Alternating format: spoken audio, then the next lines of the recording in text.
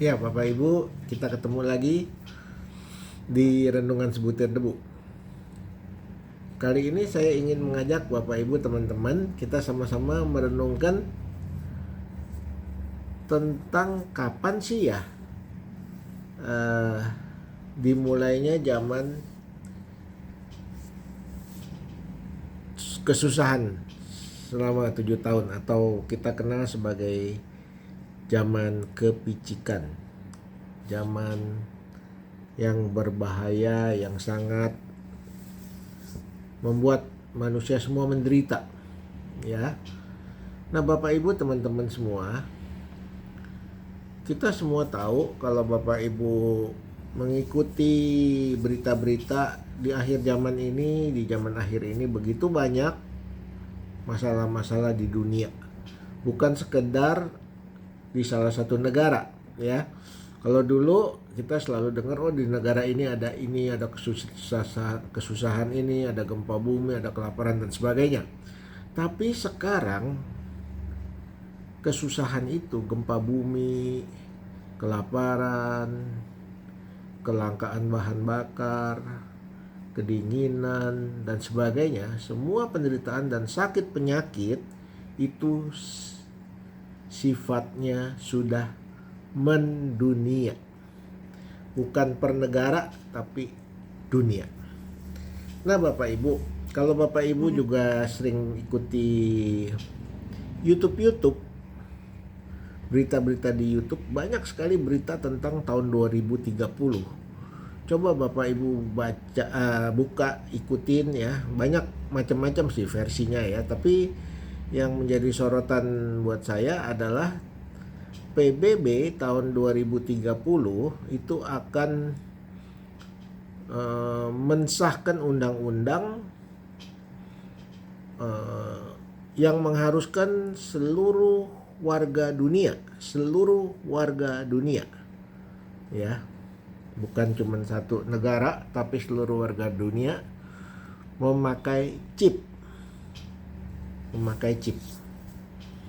Nah, Bapak Ibu teman-teman semua, kalau kita orang Kristen pasti tidak mau pakai chip, karena waktu kita pakai chip berarti kita pasti masuk neraka.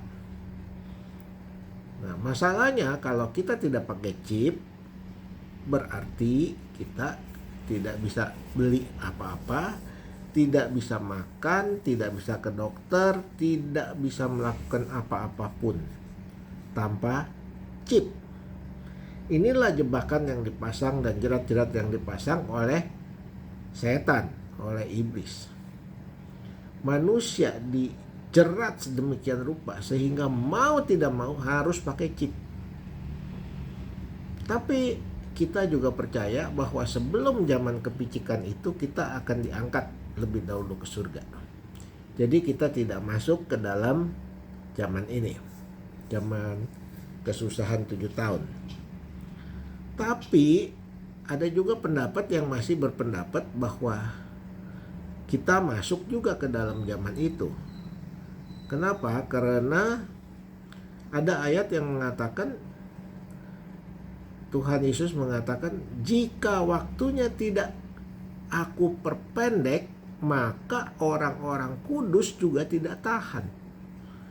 Artinya berarti bisa diasumsikan atau bisa diartikan mungkin kita juga masuk ke dalam zaman kepicikan itu, zaman kesusahan dalam 7 tahun.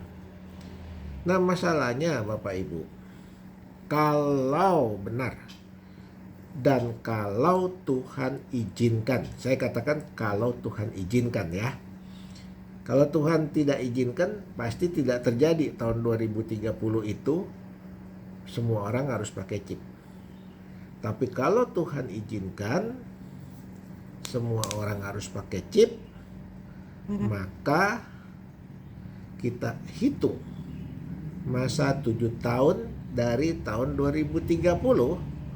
Itu kalau kita 2030 kita kurangin 7 tahun, berarti tahun depan mulainya masa kepicikan itu, masa tahun pertama kesulitan di dunia. Tahun 2023. Nah, kalau kita cocokkan dengan berita-berita yang dikatakan oleh seluruh pemimpin dunia, tahun 2023 itu kelam, gelap, tidak ada harapan. Ya, tahun 2023. Jokowi juga mengatakan 2023 hati-hati, gelap. Ya, tidak ada yang tahu. Kita semua tidak ada yang tahu apa yang akan terjadi di hari depan kita. Tapi satu hal Bapak Ibu teman-teman semua yang saya ingin ingatkan, bahwa Tuhan berjanji kepada kita. Tuhan berjanji, aku akan menyertaimu senantiasa sampai apa? Kesudahan zaman. Jadi sampai kiamat pun Tuhan akan beserta dengan anak-anaknya. Ini indah sekali janji Tuhan, Bapak Ibu. Ya. Nah, kita sebagai anak Tuhan, kita harus di zaman-zaman sulit ini berdoa kepada Tuhan, mendekatkan diri kepada Tuhan, minta Tuhan tolong, minta Tuhan jaga, minta Tuhan lindungi. Tuhan mengatakan Tuhan akan menjawab doa-doa kita. Tuhan akan menjaga kita. Tuhan akan melindungi kita. Sehingga Tuhan akan menyebut kita umat Tuhan. Kamu umatku. Dan begitu akrabnya hubungan manusia dengan Tuhan, maka manusia yang sudah dimurnikan oleh Tuhan juga akan menyebut, ya Tuhan, Engkau Allahku. Indah bukan? Nah Bapak Ibu, saya ingin mengajak Bapak Ibu untuk kita lihat, ya, bukan saya ngomong sembarang ngomong, tapi kita lihat dalam kitab Zakaria. Dalam kitab Zakaria pasal 13. Ya. Kitab Zakaria pasal 13 ayat 8. Zakaria pasal 13 ayat 8. Saya akan bacakan ya. 13, Zakaria 13 ayat 8. Maka di seluruh negeri, demikianlah firman Tuhan. Di seluruh negeri artinya seluruh negara-negara dunia. Demikianlah firman Tuhan, 2/3 daripadanya, 2/3 dari seluruh dunia akan dilenyapkan. 2/3 akan dilenyapkan. Mati binasa, tapi 1/3 daripadanya akan tinggal hidup. Ya. Nah, ayat 9-nya kalau kita lihat itu kan dikatakan, aku akan menaruh yang 1/3 itu dalam api.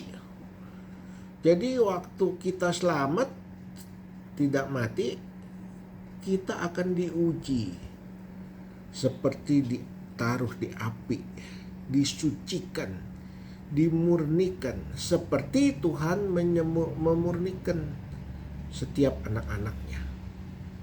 Nah, contohnya apa? Api memurnikan perak. Supaya perak itu mengkilap, dibakar, digodok sampai meleleh, sampai hancur lebur, si kotorannya semua dibuang. Sampai yang tinggal adalah perak yang murni, yang berkilau. Tapi ya, aku juga setelah memurnikan, aku akan menguji mereka seperti menguji emas. Setelah diuji seperti perak dengan api, diuji lagi seperti menguji emas supaya lebih murni lagi. Ya. Waktu diuji dengan emas itu dibakar lagi, dilumerin lagi, terus lumer, disaring lagi, dibakar lagi, dilumerin lagi, disaring lagi. Sampai jadi emas murni yang 100%. Nah, waktu mereka ditempa, waktu manusia ditempa, mereka tidak kuat. Tapi ada janji Tuhan. Aku tidak akan mencobai mereka melebihi kekuatan mereka. Jadi waktu kita berjalan bersama Tuhan dalam segala kesulitan, dalam segala pergumulan hidup, kita tetap percaya Tuhan beserta kita sampai akhir zaman. Tuhan berjanji, aku ada dalam kamu, kamu ada dalam aku. Ya, itu janji Tuhan. Ya, karena itu kita berpegang pada janji Tuhan. Waktu kita mengalami musibah, mengalami kesulitan, mengalami pencobaan, mengalami ujian-ujian yang berat, kita memanggil nama Tuhan.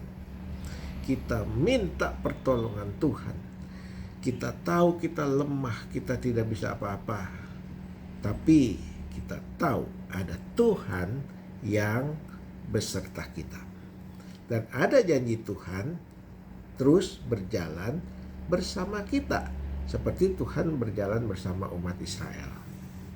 Nah ini ya, lantas aku akan menjawab mereka, katanya.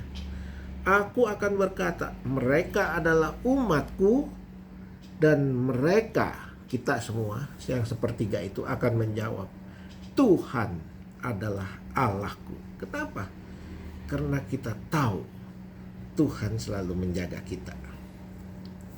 Demikian Bapak Ibu, nanti kita sambung lagi di episode berikut. Jangan takut, kita ada Tuhan. Serahkan semua khawatirmu pada Tuhan, karena Tuhan yang memegang hari esok.